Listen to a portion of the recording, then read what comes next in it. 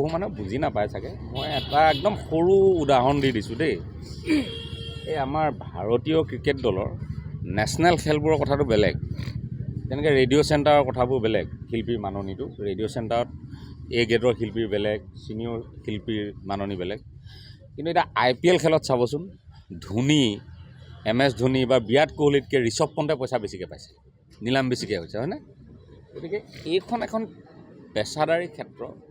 ইয়াত কাৰ কেতিয়া মানে গ্ৰহণযোগ্যতাটো বাঢ়ি যায়, দৰ্শকে কাক চাব বিচাৰে, কাৰ আমন্ত্ৰণ বাঢ়ে, এইটো সম্পূৰ্ণ নিৰ্ভৰ কৰে তেওঁলোকৰ গীত আৰু পৰিৱেশন শৈলী কেনেকুৱা।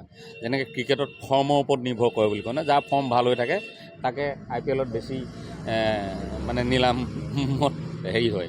গতিকে এইটো তেনেকুৱা ধৰণৰ এটা কথা। গতিকে এইটো কথাক লৈ কোনো হেৰি কৰিব নালাগে, কাৰণ পেচাদাৰী শিল্পীৰ এটা নিজস্ব পাৰিশ্ৰমিক নিৰ্ধাৰণ কৰে আৰু সেইটোত কোনোবাই ভাল পালে নিব, কোনোবাই বেয়া পালে নিনিব, আৰু তাততো কোনো জবৰদস্তি কৰিবলগীয়া নাথাকে। গতিকে এইবোৰক লৈ অনাহুত বিতৰ্ক। অসমত ভাবিবলগীয়া বহুত কথা আছে, চিন্তা কৰিবলগীয়া ঢেৰ সমস্যা আছে। সেইকাৰণে ৰাজীৱ শদিয়াৰ গীতেৰে কওঁ, লাগিব লাগে কিহত লাগি আছোঁ আমি কিহত, কি চলিছে কি দেখিছোঁ সোণৰ অসমত। এইটো একদম উত্তম কথা।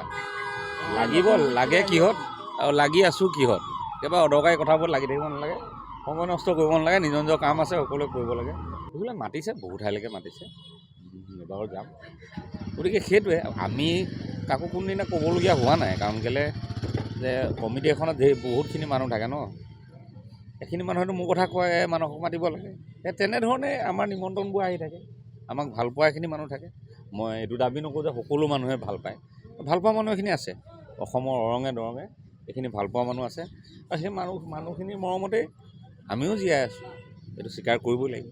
এইটো এটা একেবাৰে অদৰকাৰী কথা এটা সুধিছে। বলিউড হলিউড কত কি গায়ক গায়িকা আহিলে, সকলোৱে সকলো ধৰণে আদৰি লয়।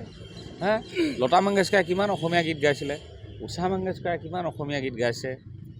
ঊষা মংগেশকাৰেও অসমত প্ৰগ্ৰাম কৰি গৈছে, ঊষা উত্থুপে প্ৰগ্ৰাম কৰা নাছিলে, ঊষা উত্থুপেও প্ৰগ্ৰাম কৰি গৈছে, বিহু সময়তে প্ৰগ্ৰাম কৰি গৈছে।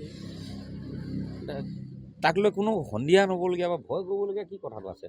অসমৰ অৰঙে দৰঙে ইমান বিহু অনুষ্ঠান হয়, কাৰোবাক যদি ক'ৰবালৈ মাতে কাৰোবাক ক'ৰবালৈ মাতিব।